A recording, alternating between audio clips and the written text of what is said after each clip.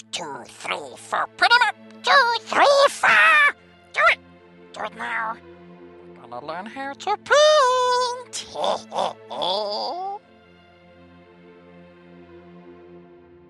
Welcome, Reaper fans, to this next episode, and today we have the Blacksting Wyvern from Reaper Miniatures.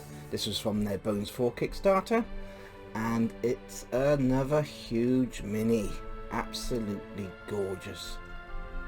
Now, I am going to be sticking this miniature onto a 150 by 150 millimeter MDF base, and I will be painting the Blacksting black. Now, as you can see, it's a lovely miniature. So I will be going for a black primer coat for this miniature. Makes it very simple to paint. As you can see, it's got lovely ridges going down the spine and the tail, and lots of protruding type of bones. So I think this will look beautiful in black, and then with some skeleton bone going along all the claws, teeth. And what we'll do is we'll wet blend the wings with black, probably going into a lighter grey. So that's our plan for today. The base, of course, I will do my normal thing. I will stick the base on, and I will add more stones and gravel, and maybe add a few more little extras on the space because it's a little larger. But that's the plan. So let's get cracking. Now, for the base, I thought I would add some rock piles, some bricks, to look like fallen rubble from the buildings in the area, because it's ruin. So we are going to be using some white British clay. Any clay will do, as long as it's air drying clay. So what we do, we'll take some clay out of the box, and then we seal the box, make sure it's airtight so your clay doesn't go off. I use clay on many models, and if you know me, you know I love working with clay. So I'm going to show you how to make quick rubble piles with your clay. Now, what I've got here is a nice little box of little bricks. These are just purchased on eBay, a couple of pounds, and you get a huge bag of these little bricks. You can also buy molds for them. It's very simple, but these are fantastic for giving a nice rubble effect. I mean, they are made with plaster. You can also break them like so and make little bricks, but they look fantastic around your base as rubble effect. So I'll show you how we can make a rubble pile just using the simple clay. So I've got a little piece of my clay. All you do is you take a little chunk of the clay and you place it onto your base. Simple as that. Little piles like so. Whoop, done. One here.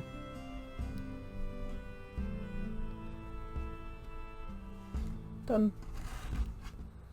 And one on this side. Like so. When the clay dries, it will come away from the board. So what you do then is you reapply with your PVA glue. And that's all you need to do. So there's your piles of rubble. Now, to give texture and effect, this is where we add the stones, and this is very simple. You just push the stones into the clay. It's a rubble pile. You have no need to worry about which direction it's going. You just want a pile of rubble. So just stick all your little stones in. Doobie-doo. Doo.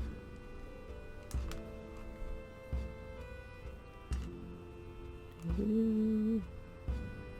Like so. Remember, once this has dried, the stones will probably come loose, but what happens is you'll have the mould where the stones were, so you can just reapply and stick them back in.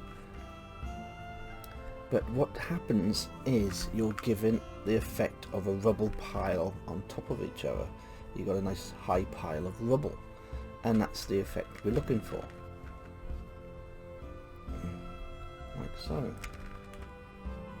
You can break off a couple, so you can stick them in. And we do the same with the rest.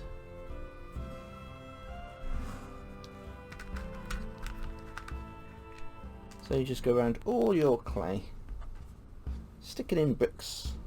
You can have them sticking out and in and all over the shop. Go wild. Have them all over the place. Sticking out. Because these will all be again glued on once the once the clay has dried, which takes about a day.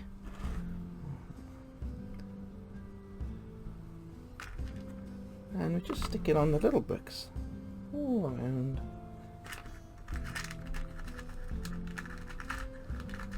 I mean, this is the beauty of doing miniatures, you know, making all these little things, just a added touch to the base, and it makes such a difference. And once it's all once the rest of the base has been added with the gravel, and then it's all been painted the same colour, all of a sudden it all blends in together and you get this fantastic looking effect on your base.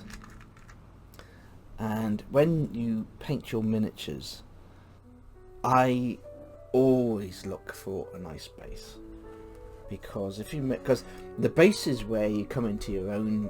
The sculptors make the miniatures and they are amazing, but it's you who makes the base.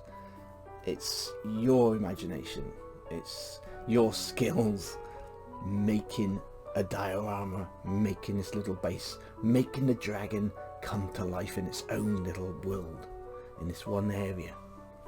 So it's just nice. It gives an added extra to your miniature, and it's your work. You've made that base. So what I'll probably do anyway is I'll stick a few bricks around here like so. Maybe I'll even add some to the base.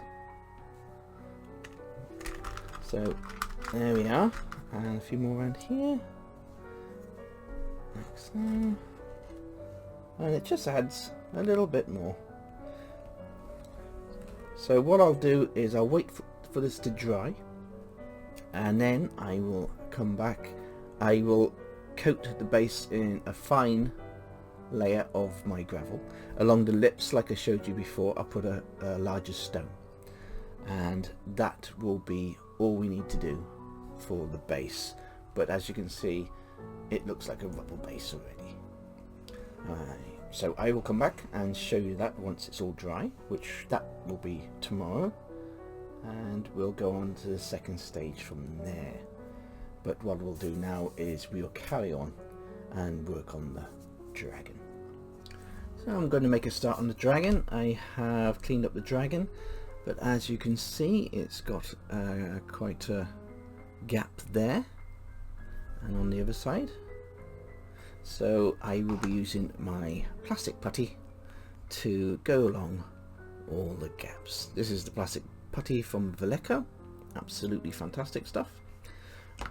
And I will fill in the gaps, and I will then prime the dragon black.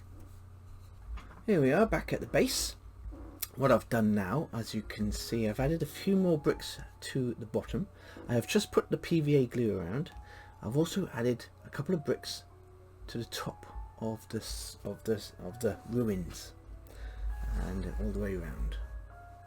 Now adding these bricks to the top will actually make it look more in with the miniature. It will make the actual stonework look like it's part of the rubble that's on the floor. So you want it to match in, because the stonework was much larger. By adding these tiny little bricks, it looks like it's part of the actual wall. So all I'm going to do now is I'm going to use this Games Workshop tub of mixed gravel, and I was going to use bigger stones there, but I don't think I'm needing it now, so I'll just go for this medium gravel, and I'm just going to sprinkle that over the glued parts. Very simple, and this will give lovely texture to the floor. I've also put some glue actually on the base of the original miniature because I wanted the texture to be even throughout the mini. You want the whole base to blend in well with each other, and all the textures nice, so it all looks part of the miniature. I will put this all over the base. I will not turn it upside down to shake off the excess until it is dried, because the small little bricks will fall off. I'm even going to put some onto the tops around these bricks here, just a small amount. Drop that on, there you go.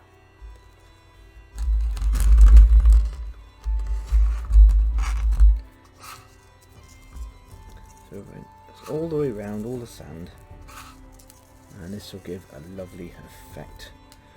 And once this is dried, I will tap off the excess, and then I will give the whole base a primer coat of grey.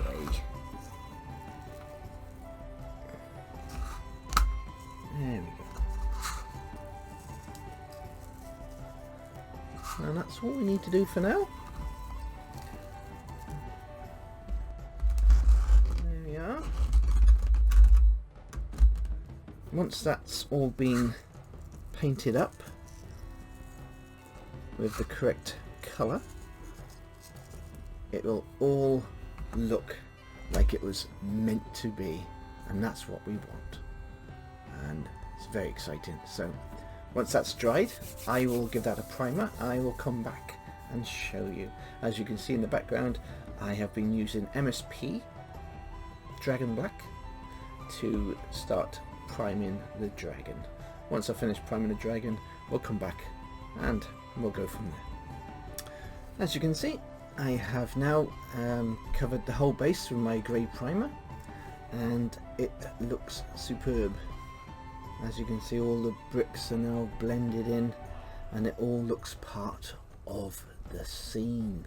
It's going to be a fantastic diorama. So the next stage for this one is I will cover the whole mini in my nun oil, and I will come back once that has dried. So I'll put that over there because I just want to quickly show you the dragon.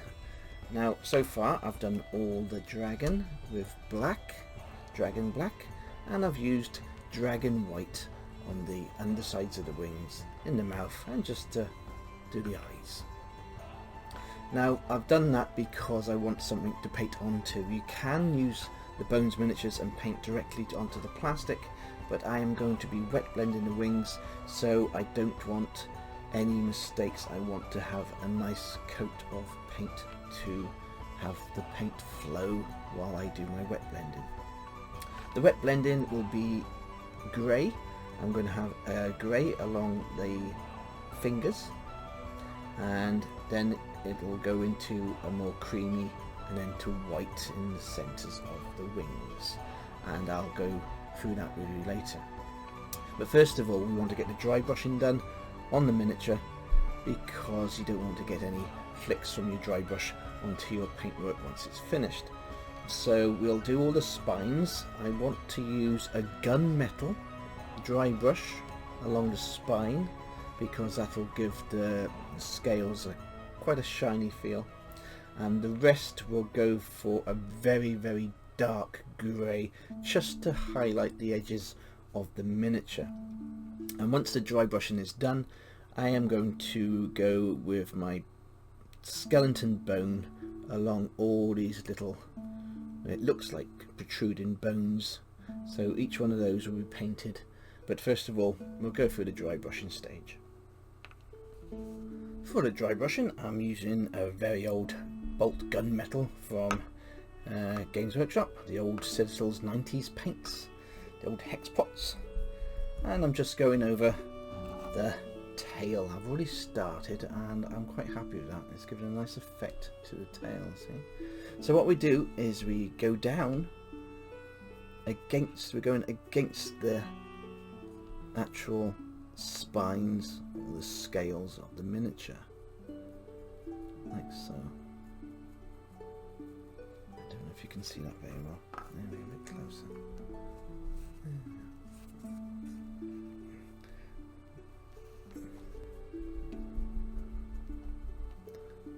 So we're just going up the spines. There we are. You can see it a bit better now.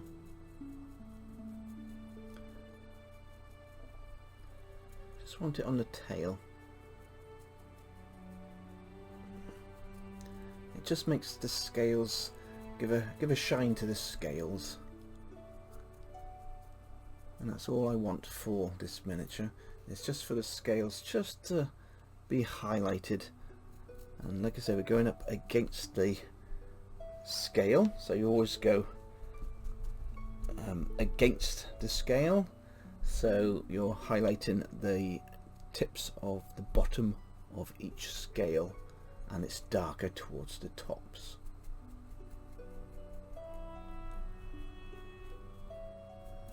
There we are.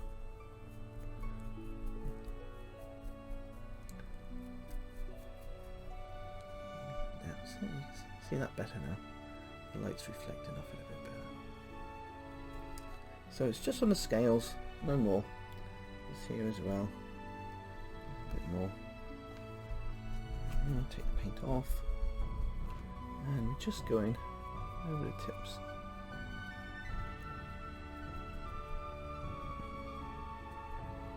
And just going down the sides.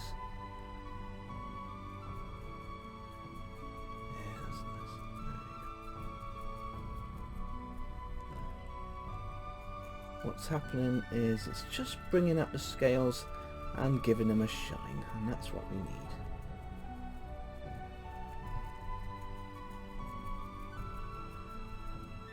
That's on the top there. So with the nose. There we are. Bits. As you can see, you can just see it's bringing out all the scales. With black, you don't need a lot because it's already very heavy with the shade. So what you're trying to do is just bring out the tips of each scale, and that gives the definition to the dragon. So I'll finish that off and then I'll come back. But what I'll also do is I'll paint in all the skeleton bone along there, and then we'll get on to the wet blending on the wings. So we're going back to the base. I'll just quickly show you what I've done so far with the dragon. The dragon, I have painted in the bones, some pink for the mouth, skeleton bone for the teeth, and the claws. And once they're all dry properly, I will be going over them with a brown ink wash just to give them a dirtier feel, and I will paint in the eye with yellow ink glaze, and then with a black line for a cat's eye or dragon eye effect. I have done a video before showing you how to paint dragon eyes. I'll probably do another updated version in the future too on just how to paint dragon eyes, but for now we're going straight back to the base. Now everybody knows I use Terminator Stone for my dry brushing. It's a very good paint and gives a superb effect, and I will dry brush the base using Terminator Stone, and I will then go over the base with Nurgling Green. I'm going to get on with this now. You can skip this part because if you've seen it before, you can skip this part because I've done it many times, but if you want to stay and listen to me gossiping on, then you carry on. Again, very simple. You're just taking the paint and then taking the excess paint off your brush and going straight on to the miniature. And I am going to change my brush There we go. There we go. Much better. I'm using a large terrain brush by Army Painter, and I am just going very heavily across the whole miniature, just to bring out all the highlights of the bricks and the floor, all the same colour. I want it all matching in, because later I will add green effects, moss effects, and just a little bit of highlighting here and there. Very simple but super effective.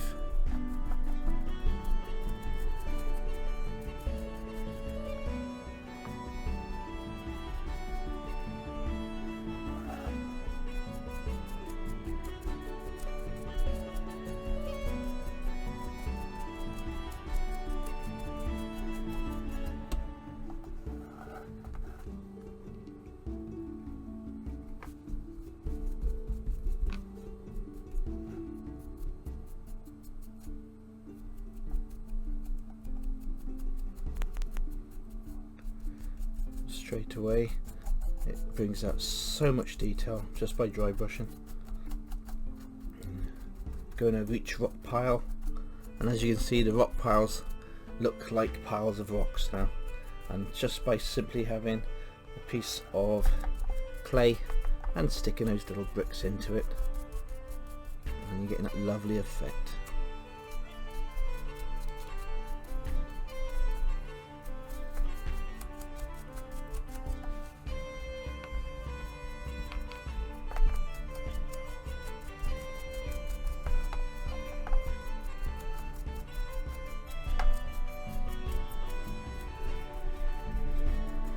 Remember, when dry brushing, the lightest areas will be where the sun is shining down, so we're looking at a direct pattern, and all the highest areas of course get the extra lighter shades.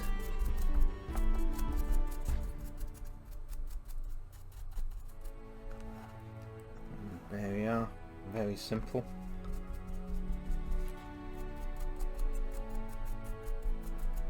Once that paint has dried now, I will go over with the green around the bases, around the bottom, and it will really start to take shape.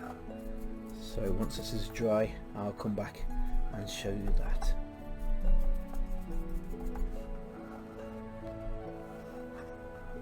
Okay. Now we're going on to the wings, and for the wings I am going to be using the Tempest Grey by MSP, and I've got Bleached Linen by MSP, and we're going to wet blend the wings. So I'm going to show you how I am going to do a little bit of the wings, just to help you along. So what we're going to do is going to start off with the darkest colour, and I'm using a Regiment brush by Army Painter.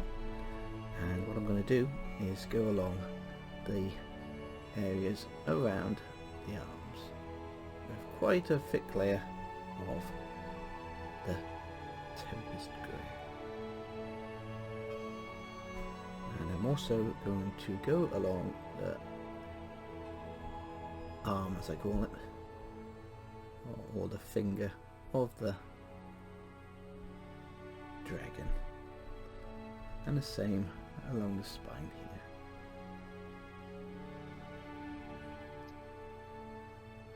Now what I'm going to do is mix some of the grey with the white, with the bleached linen, and we're going to very slowly bring the colours together by adding more and more of the lighter shade.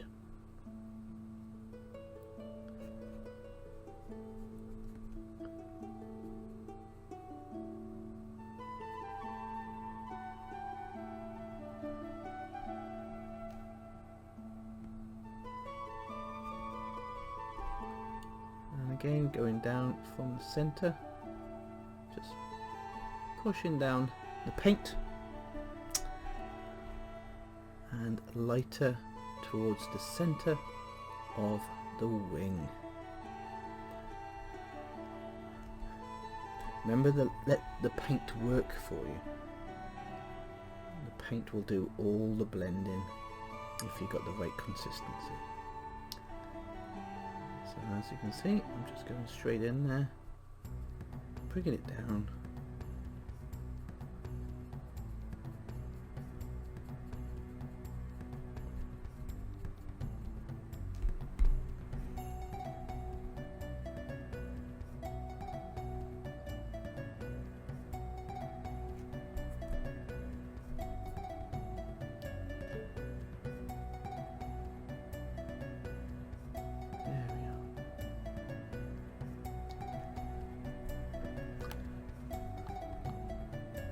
As you can see, we've got the grey effect going around the sides and across. Now you want to do the same quickly on the other side, so I'm going back into the grey. I'm just going to finish these off. Just going across the top, so I want these to be the darkest areas to show kind of where the arm is going. It doesn't matter if it looks a mess because you are blending it in. You're just looking for a guide to where the fingers are on the wings. So what we're going to do is just go across all of them. It's very simple. Boom, boom, boom. Well done. Now we're going into the white again, and we're going to bring down the grey by pulling it away from the wings, from the tips of the fingers, should I say, sorry. A bit more grey, and we're just bringing it down, just pushing it down with the paintbrush. There we go. You have to be quite quick, you don't want the paint to dry. Mixing in some more and going across. Pulling the grey from the centre, you're pulling the grey down into the centre of the wing, and then when you get to the centre of the wing you're adding more white, or bleached linen in my case, and you're adding a stronger white to the centre. And again, now I'm going straight into just the main bleached linen and pulling down the grey into that, which will give a lighter effect to the centre of your wing, like so. Sorry about the light shining off there. And we'll do one more, going into some grey, mixing it in, and straight across. There we are. Use the grey on the fingers to your advantage by pulling it down into the centre of the wing, and you need to have the light source in the centre so it's the brightest area or the lightest colour. So you want your strongest light in the centre of the wings, and by pulling down the paint from the sides you're getting a shadow going from the sides moving in to the light in the centre of your miniature. You don't need a lot of paint.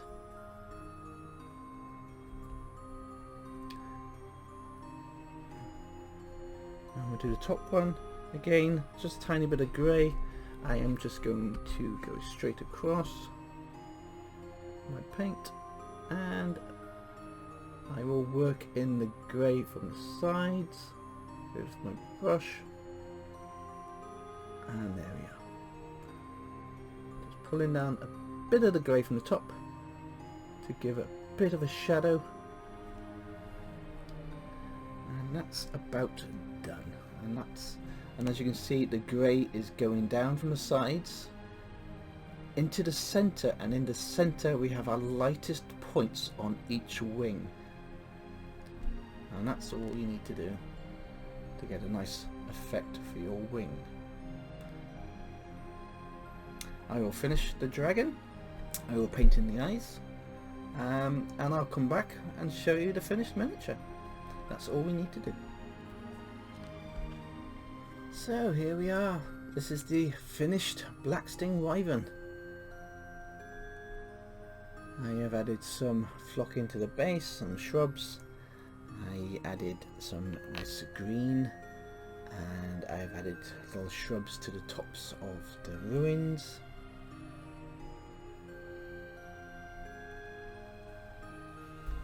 And it's come out lovely. It's a fantastic looking base now.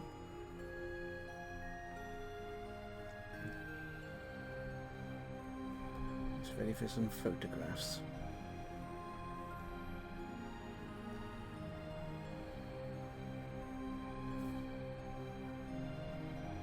I hope you enjoyed this little video. I had great fun making the video for you all. Next week will be another Reaper Miniatures special on Wednesday. I will show you the miniature in just a second. But let me talk a bit more about this dragon. The mouth and the eyes, for the eyes I used ink wash, yellow ink wash with a black line for the eyes. The teeth is bleached bone with a brown ink wash. And the tongue was just the MSP pink. I then covered the eye and the mouth, including the nostrils, with a gloss varnish to give shine. The rest you've already seen. I've added a brown ink wash to the claws and all the bones, and then gave a slight dry brush with a lighter bone on the tips of the bones and the claws.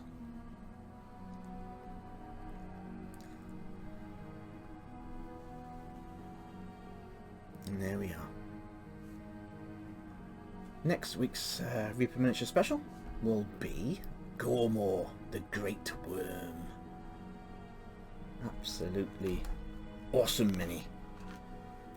Awesome mini. This will be painted in your traditional purples, and it will be for my dungeons. This is going to be good. Gormor, Great Worm. So, until next time.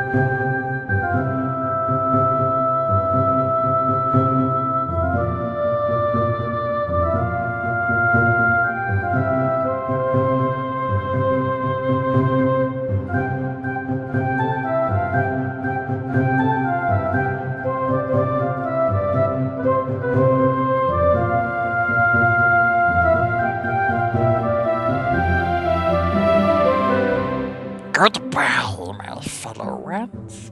Sleep well. Dream of evil paintbrushes.